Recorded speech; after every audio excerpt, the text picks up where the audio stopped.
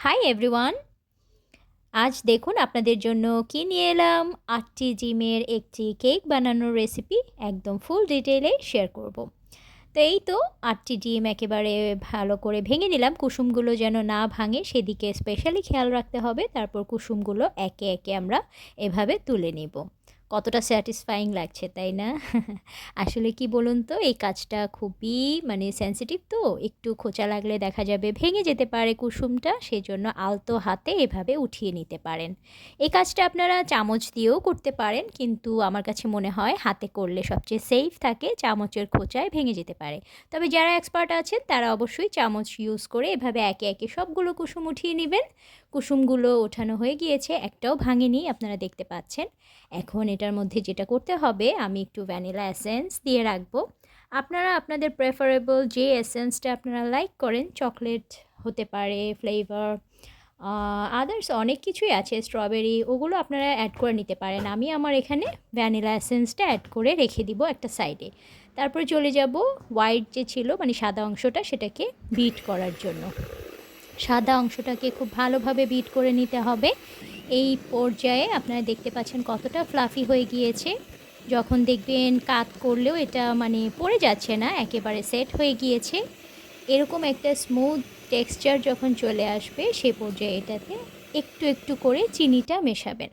যেহেতু আমরা পরবর্তীতে এটাতে বাটার ফ্রস্টিং ইউজ করব, তারপর ক্রিম ইউজ করব, সেক্ষেত্রে আমি চিনিটা কেকের মধ্যে কম করেই দিচ্ছি। আসলে আপনারা আপনাদের স্বাদ অনুযায়ী চিনিটা বাড়িয়ে কমিয়ে নিতে পারেন। এখানে দিয়ে দিলাম চকলেট পাউডার, কোকো পাউডার, তারপর অল পারপাস ফ্লাওয়ার যেটা, সেটা ময়দাও ইউজ করতে পারেন আপনারা। আর দিয়ে দিয়েছিলাম কিছুটা পাউডার মিল্ক। একসঙ্গে এগুলো চালনিতে করে চেলে নেবেন। দিয়ে দিবেন বেকিং পাউডার 1 চা চামচ। তারপরে এভাবে আলতো হাতে মেশাতে হবে। এই প্রসেসটা আপনারা ভিডিওতে দেখে আশা করব বুঝতে পারছেন। সব কিছু আসলে এক্সপ্লেন করার চেয়ে দেখলে আমার মনে হয় যেটা ভালো হয়।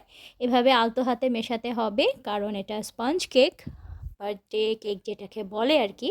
তো এটার জন্য এই প্রসেসটা খুবই ইম্পর্ট্যান্ট। এভাবে আলতো হাতে অল্প অল্প করে দিতে হবে এবং স্প্যাচুলার সাহায্যে এটাকে একসঙ্গে মিশিয়ে নিতে হবে।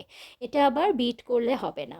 তো ঠাড়া, এই তো হয়ে গিয়েছে আমার কেক। বেকিংয়ে চলে গিয়েছিল। আপনারা চুলোতেও এটা বেক করতে পারেন, ওভেনেও বেক করতে পারেন।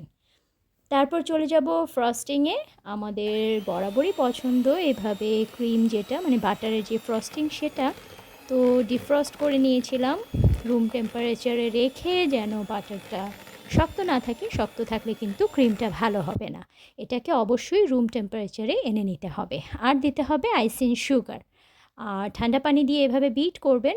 বিট করার পরে যখন টেক্সচারটা আপনার মন মতো হবে, ব্যাস হয়ে গেল। তারপর ক্যারামেল সস এভাবে লেয়ার লেয়ার কেটে ওটার মধ্যে আপনারা সুগার সিরাপ এভাবে অ্যাড করে দিবেন।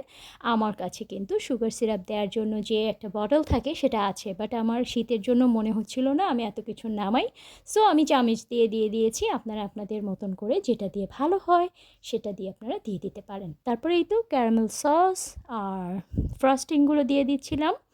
এটাও আপনারা কম বেশি করতে পারেন আপনাদের টেস্ট ওয়াইজ। আমার কাছে মনে হয় যে চকলেট কেকের সঙ্গে এই ফ্রস্টিংটা দারুণ একটা কম্বো, সেজন্য আমি এভাবে করে নিলাম। আপনারা আপনাদের পছন্দ অনুযায়ী যে কোনো ফ্লেভার কিন্তু অ্যাড করতে পারেন।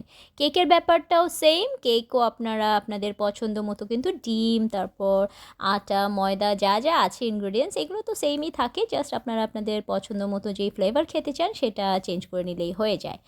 আর ডিসেম্বর মাস মানেই তো একটু উৎসব উৎসব একটা ব্যাপার থাকে।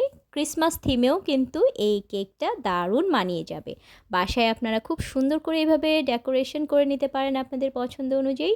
এই তো এটা দেখে আমার মনে হচ্ছে jingle bell jingle bell jingle all the way. এই তো বাচ্চারা খুব মজা পায় আর কি। ডিসেম্বর মানেই হচ্ছে একটা উৎসব উৎসব আমেজ থাকে চতুর্দিকে। তো এই তো একটু ছোট ছোট সুগার বল দিয়ে সাজিয়ে নিলাম। আপনারা আপনাদের পছন্দ মতো সাজিয়ে নেবেন। এই হলো এটার ফাইনাল লুক। ছাড়া কেমন লাগলো?